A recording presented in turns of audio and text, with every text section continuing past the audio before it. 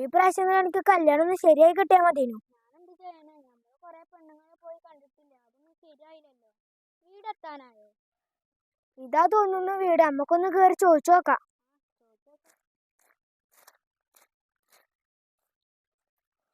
കാറും വണ്ടിയൊക്കെ ഉണ്ട്. എനിക്ക് ഗോളടിച്ചു തോന്നുന്നു. പെണ്ണ് എന്തെങ്കിലും ഒന്ന് സെറ്റ് ആയാൽ മതി.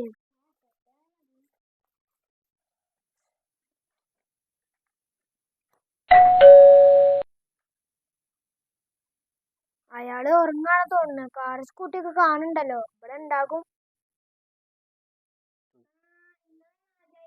നിങ്ങളെ മറ്റേ കുഞ്ഞുട്ടി ആജി പറഞ്ഞു വെച്ചതല്ലേ? കേറി വരി കേറി വരി.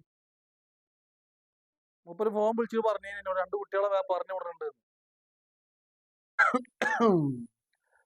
എന്നിട്ട് എന്തൊക്കെയുണ്ട് വർത്താനം?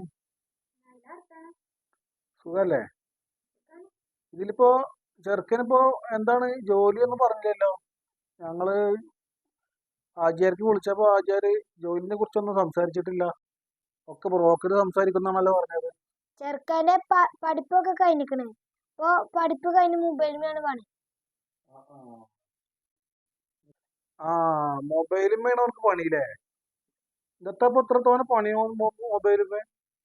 മൊബൈൽ ഉണ്ടാക്കണ പണി വല്ലതും ഉണ്ടോ? ഓന് മൊബൈലിന് എന്താ പണിയൊന്നുമല്ല. ഓനക്കൊരു ഫോണും ഉണ്ട്, ഒരു യൂട്യൂബ് ചാനലുണ്ട്. അതിനാണ് 24 മണിക്കൂർ ഓനക്ക് പണി.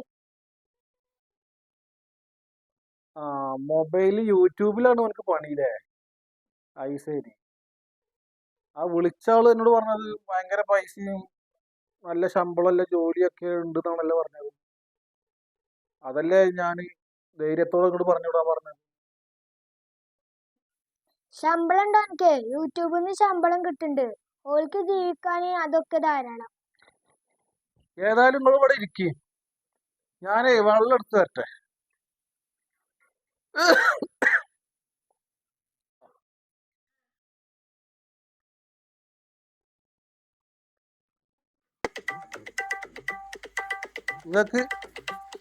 നിങ്ങൾക്ക് പെണ്ണിനെ വേണടാ?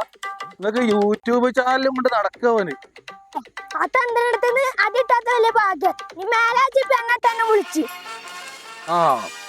ഓല് പെണ്ണ് കെട്ട നടക്കുക യൂട്യൂബ് ചാനലിന്റെ വരുമാനം കൊണ്ട്. അത് ശരി. ഗവൺമെന്റ് ഉദ്യോഗസ്ഥന്മാർക്ക് ഇവിടെ പെണ്ണ് കിട്ടാനല്ല. അവർക്ക് പെണ്ണിനെ കെട്ടിച്ചു കൊടുത്താല് ഓയാണ്.